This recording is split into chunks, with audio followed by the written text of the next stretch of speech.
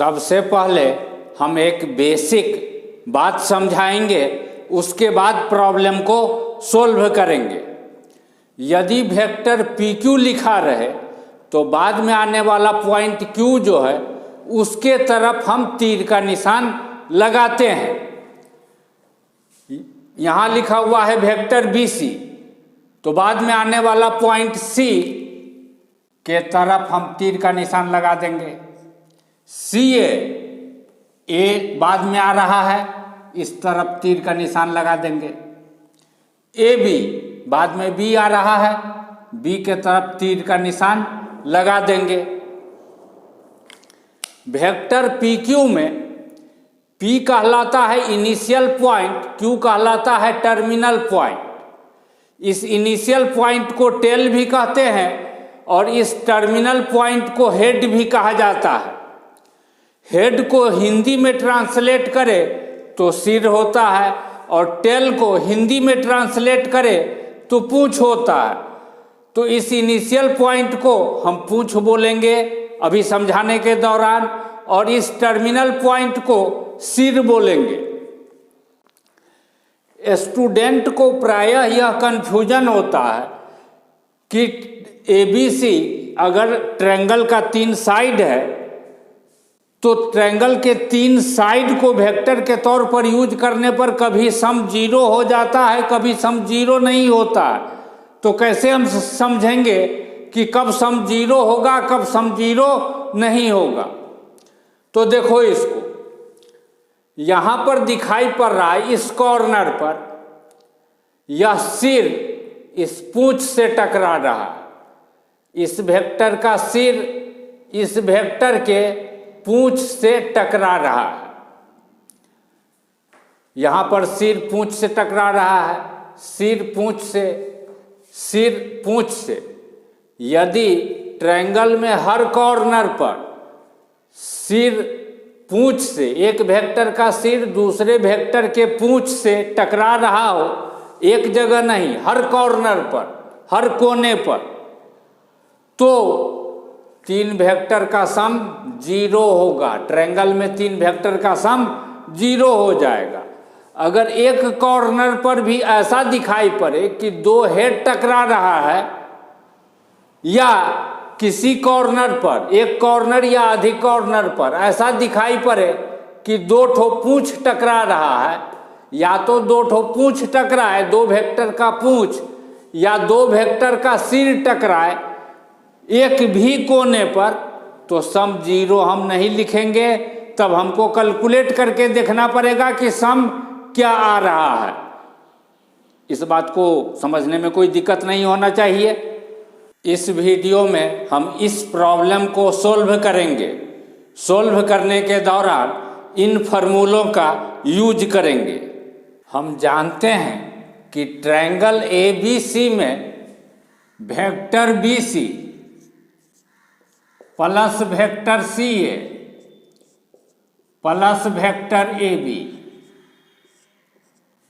Is equal to 0 होगा। लेकिन दिया है vector BC is equal to vector small a, तो यहाँ लिख देंगे A, vector A plus vector CA दिया है वेक्टर B के बराबर, plus vector B plus AB vector C के बराबर, C इज इक्वल टू 0 हो जाएगा। अब vector A plus vector B plus vector C 0 के बराबर है, vector A plus vector B plus vector C 0 के बराबर है। दिस इम्प्लाई, इस A को राइट साइड ले जाएंगे, vector B plus vector C is equal to minus vector A, दोनों तरफ मॉड ले लेंगे। Vector B plus vector C का mod is equal to minus vector A का mod. This imply vector B plus vector C का mod is equal to A का mod. A का mod क्यों लिख दिए? वह इसलिए लिख दिए कि माइनस A का मॉड और A का मॉड वेक्टर ए का मॉड इक्वल होता है, मॉड का मतलब लेंथ, माइनस एक वेक्टर का भी उतना ही लेंथ, ए वेक्टर का भी उतना ही लेंथ, तो दोनों इक्वल, इसीलिए लिख दी। अब हम दोनों तरफ स्क्वायर कर देते हैं, बी प्लस सी के मॉड का square is equal to vector A के मॉड का स्क्वायर हो जाएगा। दिस इम्प्लाई, इसको हम लिख सकते हैं वेक्टर बी प्लस सी dot dot product vector b plus c, और इसी तरीके से इसको लिख सकते हैं vector a dot vector a. ऐसा क्यों लिख दिए? क्योंकि फॉर्मूला होता है कि कोई वेक्टर यू हो, इसका मॉड का square is equal to vector you dot vector U के बराबर होता है।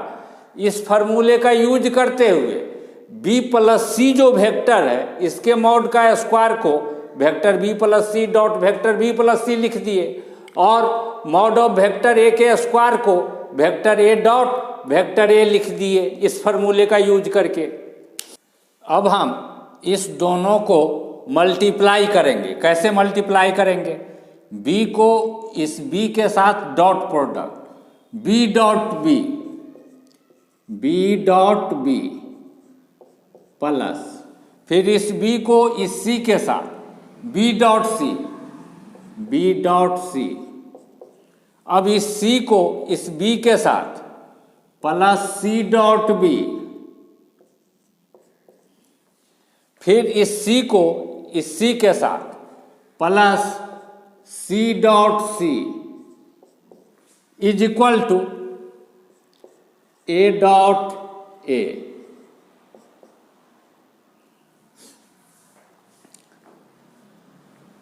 अब अभी हम फार्मूला देख चुके हैं कि कोई वेक्टर हो u, इसके मॉड का स्क्वायर u डॉट u लिख सकते हैं।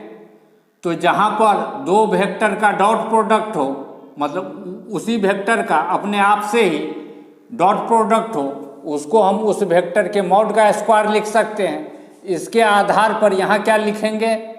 Mod of B square, mod of vector B square. यह बी डॉट सी है, यह सी डॉट बी है। डॉट प्रोडक्ट में बी डॉट सी और सी डॉट बी का वैल्यू सेम होता है, यानी ऑर्डर चेंज करने पर कोई फर्क नहीं पड़ता है। यह है हमारा फार्मूला। तो इस फार्मूले का यूज करके यह बी डॉट सी, इसको भी हम बी डॉट सी समझ लेंगे। तो b dot c plus b dot c two b dot सी, बी डॉट सी।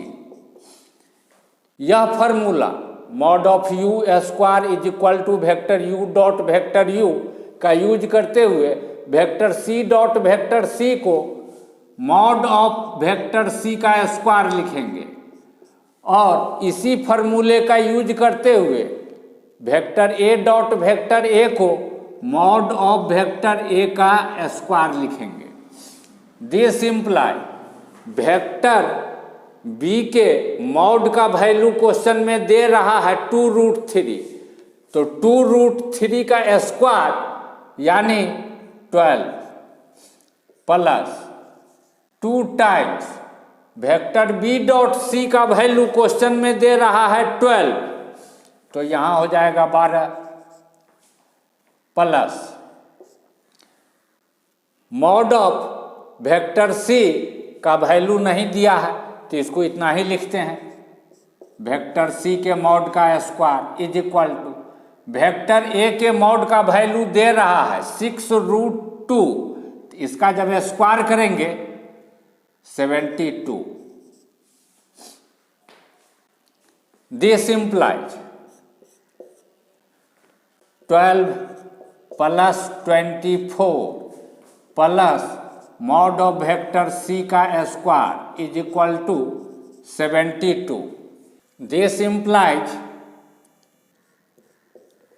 12 और 24 36 plus mod of vector c square is equal to 72। This imply mod of vector c square is equal to 36 को इधर ले जाके घटाएंगे तो 36 बचेगा। This imply mod of vector सी का square है तब 36, तो सिर्फ इसका मॉड, इसका स्क्वायर रूट हो जाएगा 6। 6 क्यों, -6 क्यों नहीं? क्योंकि किसी भी वेक्टर का जो मॉड है, यदि यह वेक्टर ट्रायंगल के किसी साइड के द्वारा रिप्रेजेंट किया जा रहा है तो इसके मॉड का वैल्यू हमेशा पॉजिटिव होगा, निगेटिव कभी नहीं हो सकता। तो इसीलिए -6 नहीं एक्सेप्ट करेंगे, +6 एक्सेप्ट करेंगे। तो मॉड ऑफ सी 6, इस बात को हम यहाँ नोट कर लेते हैं। Mod of vector C is equal to 6। अब हम स्टेटमेंट 1 को चेक करके देखेंगे कि यह स्टेटमेंट सही है या गलत। सबसे पहले एक formula, A cross B plus C रहे तो इसको हम लिखते हैं A cross B plus A cross C। A पहले है B बाद में है, तो यहाँ भी A पहले B बाद में लिखा जाएगा। A पहले C बाद में, जब क्रॉस प्रोडक्ट कर रहे हैं तो A पहले C बाद में, तो यहाँ A पहले C बाद में। लेकिन इसी A को यदि इस तरफ ले जाए, ऐसे लिखें B plus C cross A, तो ऐसे करके लिखा जाएगा B पहले A बाद में, B cross A plus C पहले A बाद में, C क्रॉस A। यह है हमारा फार्मूला, जहां पर ABC कोई भी 3 वेक्टर हो। इसमें ध्यान देने वाला बात है कि इस दोनों जगह पर वेक्टर A बाद में, तो वेक्टर A को कॉमन लेकर के इस तरीके से हम लिख सकते हैं। बस यही काम हम कर रहे हैं LHS में। LHS इज इक्वल टू, इस ब्रैकेट के अंदर और इस ब्रैकेट के अंदर दोनों में देख रहे हैं कि वेक्टर B बाद में अपीयर हो रहा है, तो वेक्टर B को कॉमन लेंगे और बाद में रखेंगे, तो इधर बच जाएगा vector A plus vector C, vector A plus vector C cross vector B, इसका मॉड, और इसके बाद है minus mod of C, minus mod of vector C, that is equal to A plus vector C क्या होगा? यहाँ हम देख रहे हैं A plus B plus C 0 के बराबर, तो A और C को लेफ्ट साइड में रहने दे, वेक्टर B को राइट साइड में ले जाए, तो क्या नजर आएगा? यह नजर आएगा vector A plus vector C is equal to minus vector B, तो इसके जगह पर माइनस वेक्टर B लिख सकते हैं, क्रॉस वेक्टर B का मॉड माइनस वेक्टर C।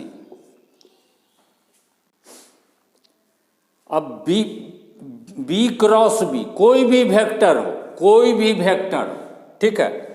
जैसे हम कहें कोई वेक्टर है U क्रॉस U क्या होगा? किसी भी वेक्टर को उसी के साथ क्रॉस प्रोडक्ट करने पर रिजल्ट 0 होता है, तो यह कितना के बराबर हो जाएगा? माइनस जीरो का मॉड 0 ही होगा, माइनस C का मॉड निकाले हुए हैं 6 आया हुआ है, तो यहाँ पर 6 लिख देंगे। 6 0 माइनस 6, यह -6 इस RHS के बराबर नहीं है, क्योंकि RHS में 6 टाइम्स 2√2 - 1 है, यह -6 नहीं है, नॉट इक्वल टू RHS। तो यह स्टेटमेंट गलत है। अब हम इस स्टेटमेंट 2 को चेक करके देखेंगे कि यह स्टेटमेंट सही है या गलत। लेकिन इसको चेक करने से पहले एक फार्मूला हम जान लेते हैं। यदि कोई ट्रायंगल हो ए बी सी, तो इसमें यह एंगल जो है, यह एंगल यानी एंगल ए सी बी, इसका cosine cos angle A C B is equal to, यह एंगल इस दो साइड के बीच बन रहा है तो B C square plus C A square, यानी जिस दो साइड के बीच में बन रहा है उसके स्क्वायर का सम माइनस इस एंगल के सामने वाले साइड का स्क्वायर यानी ए बी स्क्वायर बाय 2 गुने अगल बगल वाला साइड का लेंथ यानी बी सी गुने सी ए। यह कोसाइन फार्मूला किसी भी ट्रायंगल में एप्लीकेबल है, तो इस ट्रायंगल में भी एप्लीकेबल हो जाएगा। अब इसमें भी एप्लीकेबल हो जाएगा तो cos angle A C B is equal to B C square, इस साइड का लेंथ है, इस साइड के लेंथ का स्क्वायर, लेकिन इसका लेंथ तो मॉड ए के बराबर है, mod of vector A square plus C A square या मॉड ऑफ बी के स्क्वायर के बराबर हो जाएगा, माइनस ए बी स्क्वायर या ए बी या मॉड ऑफ सी के बराबर हो जाएगा, मॉड ऑफ सी का स्क्वायर बाय 2 गुने बी सी यानी mod of A, c a यानी mod of b. This implies cos angle A C B is equal to mod of a square, mod of a है 6√2, इसका square करेंगे 72 plus mod b का square यानी इसका square 12 minus mod सी का square, mod सी का value निकाल चुके हैं 6, इसका जब स्क्वायर करेंगे 36 बाय 2 गुने मॉड ए यानी 6√2 गुने 2√3। This implies cos angle A C B is equal to, cos angle A C B is equal to 72 plus 12 84 minus 36 by यह हो जाएगा 24√6 या 24 गुने √2 गुने √3।